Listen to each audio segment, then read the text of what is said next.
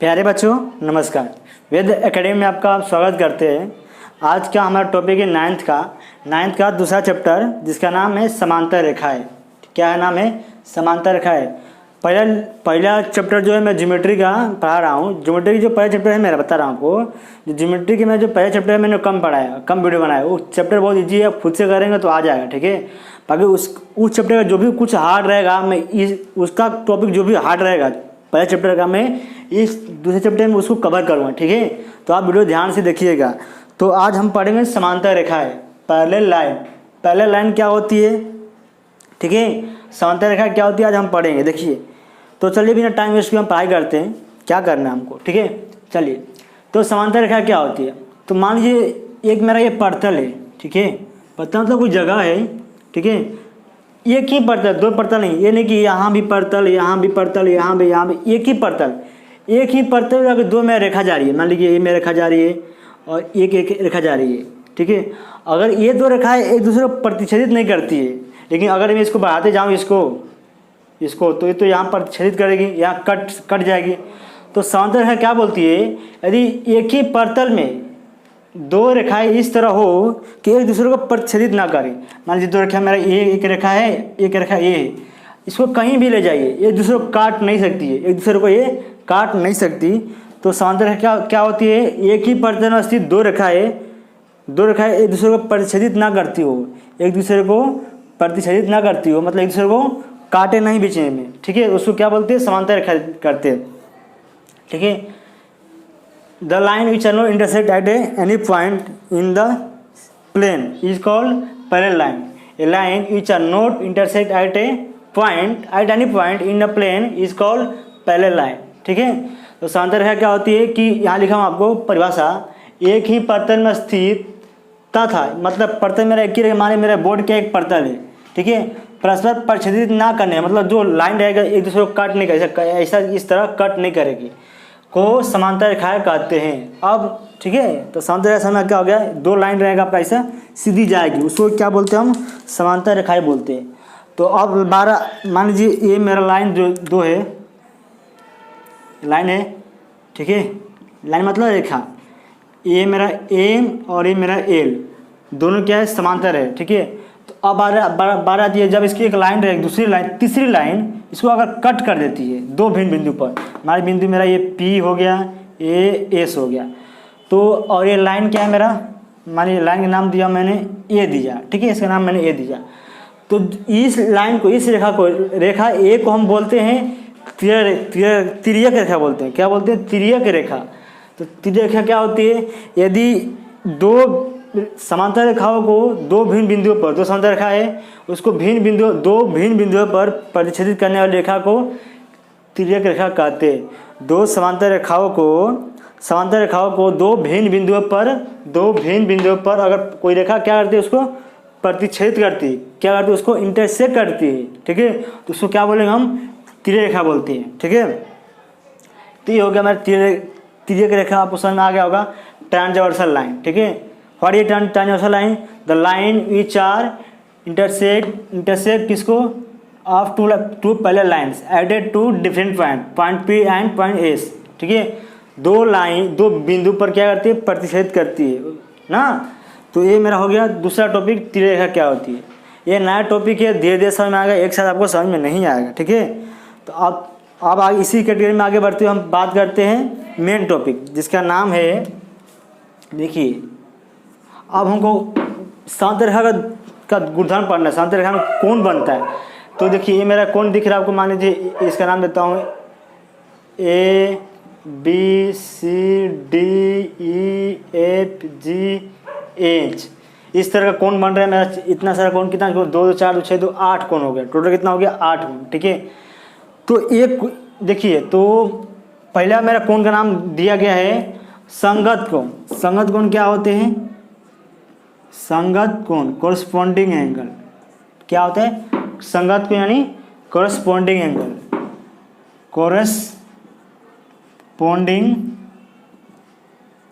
Angle, देखिए पहले हम समझेंगे संगत कोण क्या होता है। संगत मतलब एक दूसरे कोण जुड़ा हुआ। मान लीजिए मेरा कोण B और F को हम क्या बोलेंगे, संगत को बोलेंगे। कौन से कोण को, कोण बी और एफ, देखिए ध्यान दीजिए, कोण बी और कोण एफ क्या है, ये दूसरे संगत कोण की जोड़ी है। ध्यान रखिए, एक इसके ऊपर है, सबसे ऊपर, इसके एक नीचे छोड़ दीजिए तीसरा, ठीक है, इससे एक छोड़कर उसको क्या बोलेंगे, संगत कोण। और फिर इसी तरह ए वाला कोण और ये कोण, मतलब डी और एच क्या है, संगत कोण की जोड़ी है। देखिए तो क्या है संगत कोण, क्या है संगत कोण, देखिए संगत कोण, कोण बी और एफ, कोण बी बी तथा कोण एफ, इस ये क्या संगत कोण है। और संगत कोण मेरा कौन सा, डी और एच, इसको संगत कोण बोलते हैं। कौन, इसको कोण डी तथा कोण एच। इसी तरह इधर हो जाएगा, इस साइड कौन सा, ए साइड कौन सा हो रहा है, देखिए कोण ए वाला, ए और ई, ए और ई, तो कोण ए और तथा कोण ई। और इसी तरह ये वाला कोण, कोण सी और कोण जी, ये क्या है, संगत कोण की जोड़ी है। क्या है, संगत कोण, ठीक है, इसको बोलते हैं हम संगत कोण। अब हम पढ़ते, समझ में आया हुआ संगत क्या होते हैं, ए वाला ये कोण, बी ए वाला कोण, ये कोण और एक ये कोण, मतलब ये कोण है, इसके एक नीचे कोण छोड़ दीजिए, उसके नीचे वाला क्या हो, संगत कोण की जोड़ी हो जाएगी, ठीक है। और संगत कोण की जोड़ी क्या होती है, स्वांगसम होती है। क्या होती है, संगत कोण की जोड़ी क्या होती है, स्वांगसम होती है। मतलब कोण अगर बी अगर 50 है तो ए भी क्या होगा, 50 होगा। अगर ए क्या है मेरा 20 है तो ई भी क्या होगा, 20 होगा। अगर डी मेरा 40 है तो एच भी मेरा 40 होगा। मतलब क्या कि संगत कोण की जोड़ी क्या होती है, क्या था, संगत की जोड़ी था, तो संगत कोण की जोड़ी क्या होती है, स्वांगसम होती है। क्या होती है, स्वांगसम होती है। तो ये है मेरा रहा संगत कोण। अब आते हैं हम अंतः कोण। क्या आते हैं, अंतः कोण। अंतः कोण मतलब अंदर का कोण, अंतः कोण। देखिए अंतः कोण किसके बोलते हैं, मान लीजिए दो तिर्यक रेखा है मेरा, ये क्या है, दो नहीं सॉरी ये दो क्या है मेरा, समांतर रेखा है। मान लीजिए ये एल है, एन है, और मान लीजिए ये मेरा एक लाइन है जिसका नाम है पी। ये क्या है, मेरी तिर्यक रेखा है। क्या है, तिर्यक रेखा है, ठीक है। तो अब अंतः कोण, अंतः को मतलब अंदर का कोण। देखिए ये वाला कोण और इस कोण को हम बोलते हैं अंतः कोण। और अंतः कोण क्या होते हैं, संपूरक होते हैं। क्या होते हैं, संपूरक। मतलब अंतः कोण की माप कितना, दोनों जोड़ेंगे कितना मिलेगा, 180 मिलता है। मान लीजिए मेरा ए है और ये बी है, तब दोनों जोड़ूंगा कितना मिलेगा, 180। और ध्यान से देखेंगे तो ये क्या मेरा मिलेगा, 180 मिलेगा। ये होता है मेरा अंतः कोण। इसी तरह इधर देखिए ए वाला कोण और ए वाला कोण दोनों जोड़ेंगे कितना हो जाएगा, 180। इसको बोलते हैं अंतः कोण। तो कोण ए और बी क्या होगा, अंतः कोण भी। अंतः कोण क्या होते हैं, संपूरक होते हैं। तो यहाँ संगत कोण की जोड़ी क्या होती है, यानी कि देखें कि संगत कोण, समझा रहा हूँ आपको, संगत कोण की संगत कोण की जोड़ी स्वांगसम होती है। अब मालूम है ना स्वांगसम का साइन कैसा होता है, इसको हम स्वांगसम के साइन बोलते हैं, बराबर है, ठीक है। ये क्या है, स्वांगसम साइन, ठीक है। स्वसमता क्या है, स्वांगसम होती है। और अंतः कोण की जोड़ी क्या होती है, अंतः कोण की जोड़ी संपूरक होता है। और अंतः कोण की जोड़ी संपूरक होता है। संपूरक मतलब कितना, 180 कितना, 180 डिग्री होता है, ठीक है। अंतः कोण समझ में आ गया आपको। अभी हम ले लेते हैं एकांतर कोण। एकांतर कोण क्या होता है, तीसरा हमारा हेडिंग रहेगा एकांतर कोण। देखिए एकांतर कोण तीसरा हमारा क्या है, कोण पढ़ रहे हैं किसका, समांतर रेखा में कोण बनता है। पहले कौन सा पढ़े हम लोग, संगत कोण, दूसरा कौन सा पढ़े, अंतः कोण, और तीसरा पढ़े हम लोग एकांतर कोण। कौन सा, एकांतर कोण। देखिए एकांतर कोण दो तरह का होता है, एक बाह्य एकांतर होता है, एक अंतः एकांतर। तो इसमें हम डिवाइड करेंगे, इसको दो करेंगे। कौन, कितना, दो। देखिए पहला करेंगे बाह्य एकांतर कोण, ठीक है। और दूसरा हो जाएगा मेरा अंतः एकांतर कोण। अंतः एकांतर कोण देखिए कैसा बनेगा, क्या होगा, दो रेखाएं होगी मेरी, वो क्या होगी, समांतर होगी, ठीक है। मान लीजिए मेरा रेखा नाम दिया P और Q, और एक मेरा तीसरा रेखा होगा, वो क्या होगी, मेरा तिर्यक रेखा। मान लीजिए रेखा P और Q, ये तीनों के लिए एक समांतर रेखा जरूरी है। अगर समांतर रेखा है तो भी हम अंतःकोण, संगत कोण और एकांतर कोण बना सकते हैं। अगर रेखा पी और क्यू क्या है, समांतर नहीं है, तो अंतःकोण, संगत कोण और एकांतर कोण नहीं बनेगा। ठीक है, मान लीजिए कि पी और क्यू क्या है, समांतर रेखा है और इसकी जो एम है, लाइन एम क्या है, इसकी ट्रांसवर्सल लाइन है, मीन्स तिर्यक रेखा है। तो देखिए, तो ये वाला कोण और ये वाला कोण, इसको बोलते हैं बाह्य एकांतर कोण। मतलब बाह्य एकांतर कोण बोलेंगे इसको, मतलब बाहर बन रहा है। ठीक है, और इसको ध्यान दीजिएगा, ये वाला ये क्या है, बाह्य एकांतर कोण। ठीक है, और एकांतर कोण की जोड़ियाँ क्या होती है, स्वांगसम होती है, चाहे बाह्य हो चाहे अंदर हो। क्या होती है, एकांतर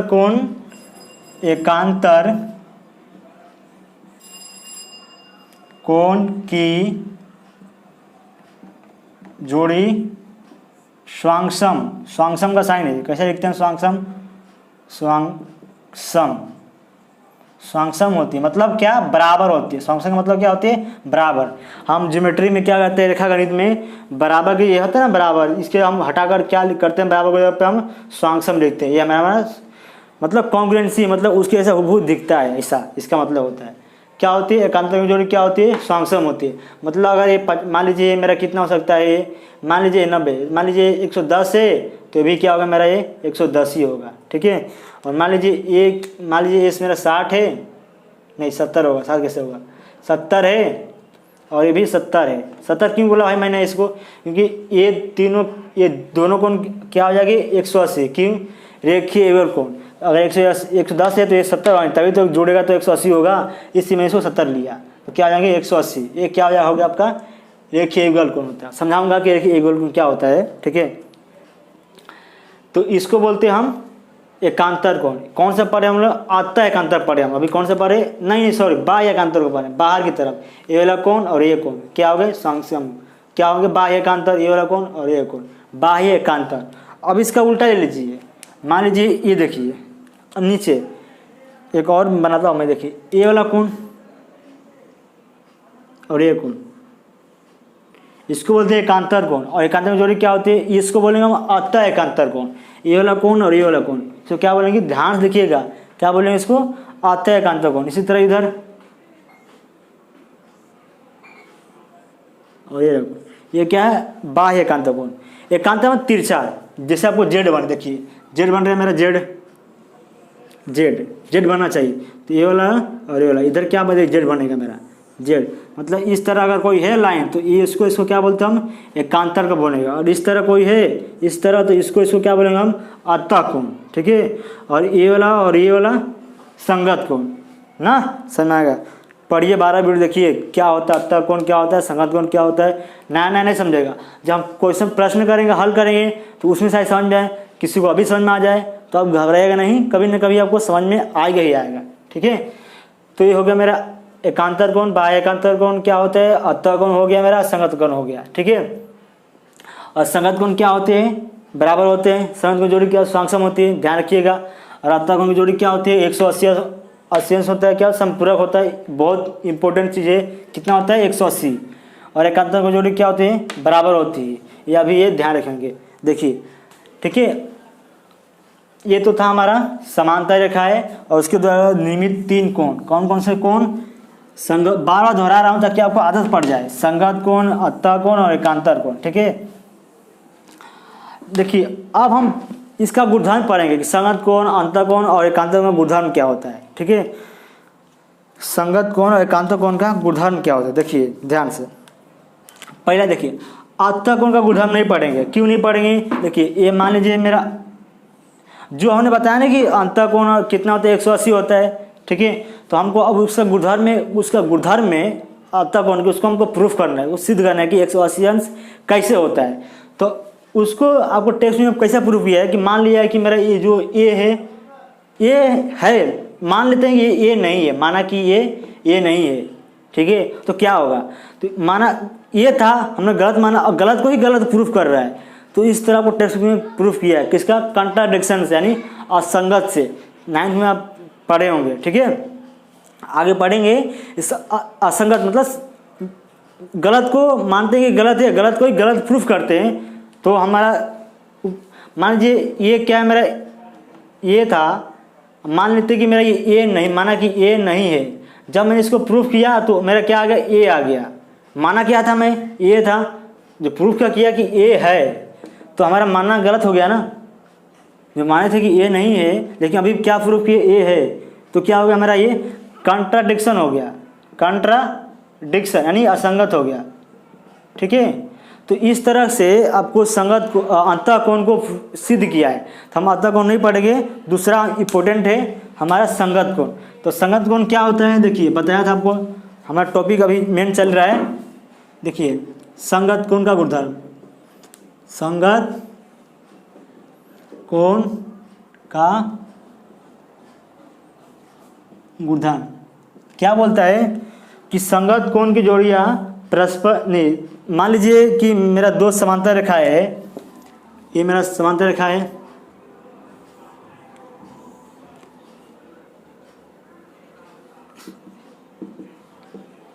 ठीक है। मान समांतर रेखा मेरा P है और ये Q है, और मेरा L क्या है, इसकी तिर्यक रेखा है।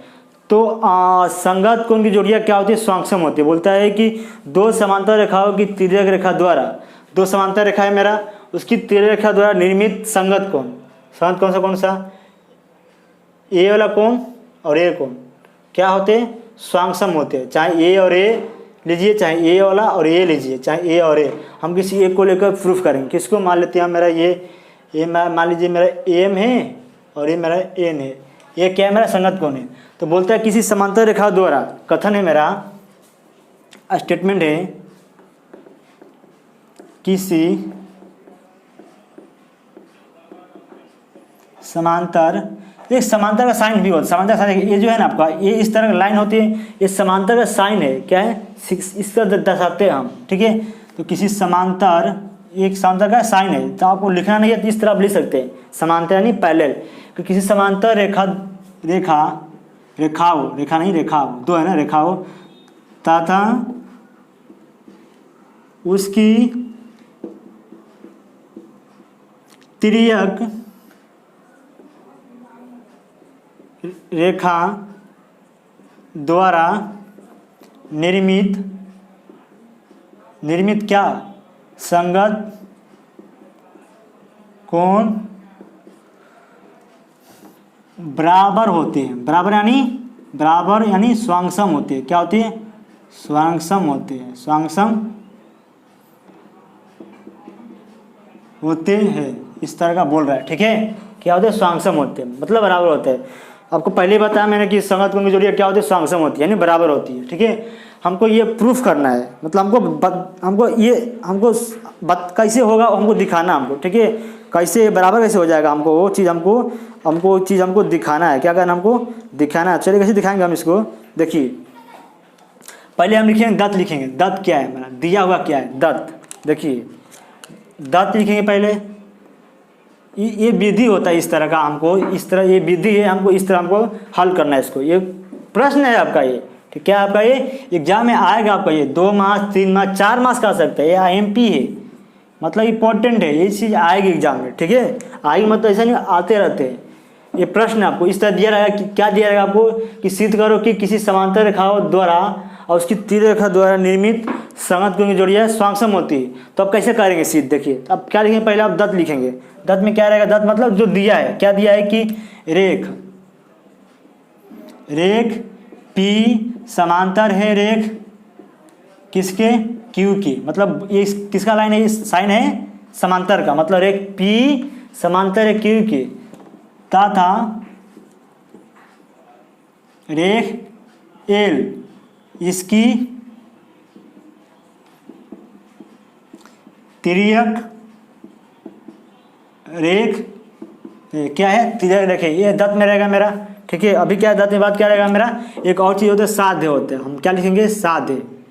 साध्य मतलब हमको क्या सिद्ध करना है, क्या सिद्ध करना हमको सिद्ध करना है, देखिए क्या सिद्ध करना है, कोण M स्वांगसम है कोण किसके, N के, हमको ये दिखाना है, हमको ये हल करके हमको ये लाना है। ठीक है, उसके बाद रचना हमको रचना का मतलब हमने खुद से क्या उसमें कुछ ड्रॉ किया, क्या रचना नहीं किया तो हम रचना नहीं लिखेंगे। रचना हमने कुछ नहीं किया तो हम कुछ नहीं लिखेंगे। रचना हमने कुछ अपने खुद से ड्रॉ नहीं किया, रचना हम नहीं लिखेंगे। ठीक है, अब क्या आएगा उपपत्ति। उपपत्ति मतलब उपपत्ति में क्या करेंगे हम, अब इसको हम हल करेंगे। हल करके हम सॉल्व करके बताएंगे कि m बराबर है n के। देखिए कैसे करेंगे, ध्यान दीजिएगा। देखिए एक आप मन से क्या कीजिए, एक यहाँ पर एक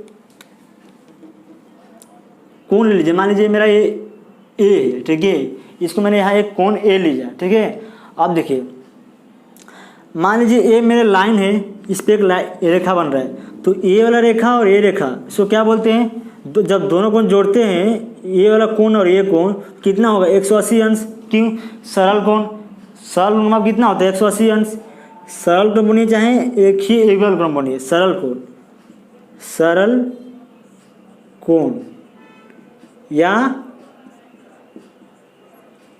रेखीय युगल कोण, युगल मतलब जुड़ा हुआ, युगल कोण इस तरह बोल सकते हैं। ठीक है, तो इस कोण का माप और इस कोण का माप जोड़ते हैं कितना होता है 180 होता है। 180 क्यों, देखिए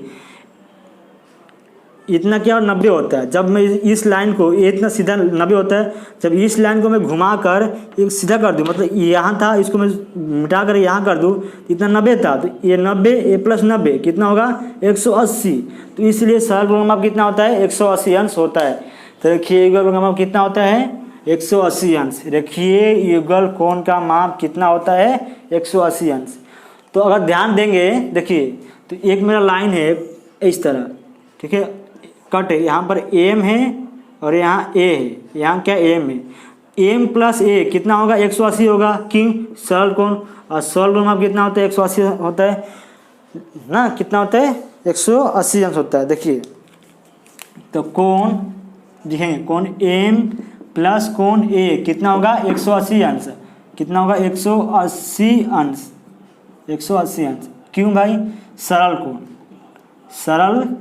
कोण, ये कारण लिखना जरूरी है आपको। ठीक है, इसको दे दिए समीकरण नंबर 1। मान लेते हैं कि ये क्या है, ये 1 है समीकरण नंबर। ठीक है, समीकरण नंबर 1 है।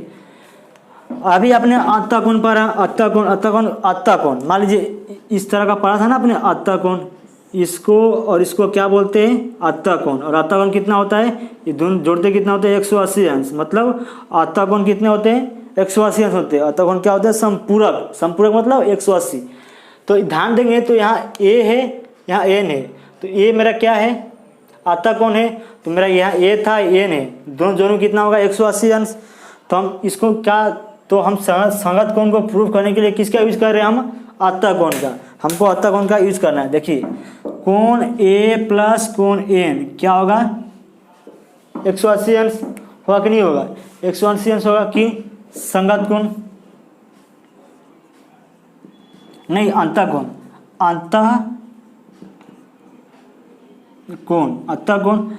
क्या होते हैं संपूरक होते हैं। ठीक है, ये हो गया मेरा समीकरण नंबर 2। समीकरण 1 और 2 को देखेंगे ध्यान से। देखिए क्या देखेंगे, तो ये जो राइट हैंड साइड है बराबर है, दोनों में कितना 180 अंश है। मतलब इसको जोड़ता हूँ तो भी 180 अंश है, दोनों जोड़ने पर 80 आ रहा है, इसको भी जोड़ने पर 180 आ रहा है। मतलब क्या है, ये दोनों लेफ्ट हैंड साइड क्या है बराबर है। ये क्या मेरा राइट हैंड साइड, और नहीं ये क्या मेरा लेफ्ट हैंड साइड और ये है राइट हैंड साइड। तो राइट हैंड साइड क्या दोनों का बराबर है, तो लेफ्ट हैंड साइड भी क्या हो जाएगा आपका बराबर हो जाएगा। तो समीकरण 1 तथा 2 से ये दोनों बराबर है ना, तो इधर का भी क्या हो जाएगा बराबर हो जाएगा, इस साइड का भी कोण एम प्लस कोण ए बराबर हो जाएगा कोण ए प्लस कोण एन। देखिए ये दोनों सेम में कट जाएंगे, कट क्यों जाएगा, जिसको 75 करेंगे तो माइनस हो जाएगा, माइनस क्या होगा 0 हो जाएगा। तो ये सेम था, कट गया, क्या हो जाएगा आपका कोण एम बराबर कोण एन। आपको यही करना था ना, बराबर किए तो इसलिए कोण एम स्वांगसम हो जाएगा कोण एन, आपको यही करना था, हेंस प्रूव। ठीक है, ये आपका 4 मार्क्स का है, आपको कभी कभी आता है। देखिए 4 मार्क्स किसे मिलेगा आपको, आधा मार्क्स यहाँ मिलेगा दत्त में, आधा मार्क्स साधे में 1 हो गया, और आधा मार्क्स आपका ये सब यहाँ तक लिखेंगे तो आधा मार्क्स 1.5 मार्क्स हो गया, ये सब करेंगे तो भी मार्क्स डिस्ट्रीब्यूट है, लास्ट में मार्क्स सबको मिलेगा। तो ये 3-4 मार्क्स का आता है, इतना छोटा सा, ठीक है। अब हम पढ़ेंगे संगत को, अब पढ़ेंगे एकांतर कोण। एकांतर कोण क्या होता है, एकांतर कोण की कसौटी, एकांतर कोण का गुणधर्म बोलिए या कसौटी बोलिए, ठीक है। चलिए पढ़ते हैं एकांतर कोण। देखिए ये भी IMP है, ये भी क्या है मेरा IMP है। एकांतर कोण,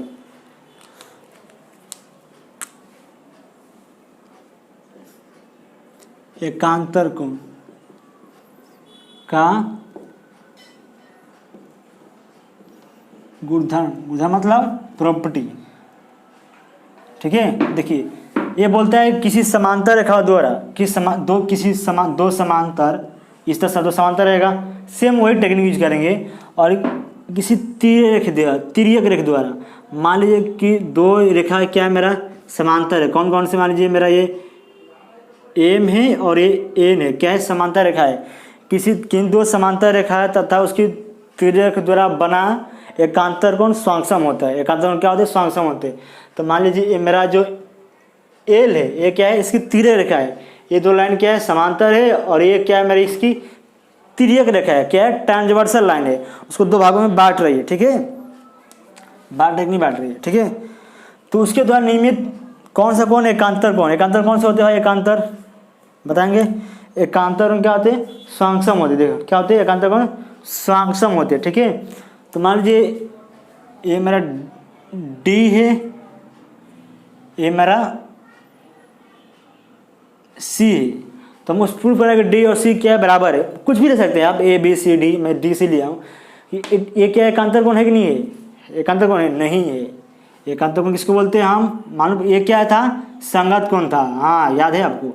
मान लीजिए डी है, तो ये बाह्य नहीं, अंदर करते हैं, डी और ये सी, ये आपका एकांतर कोण।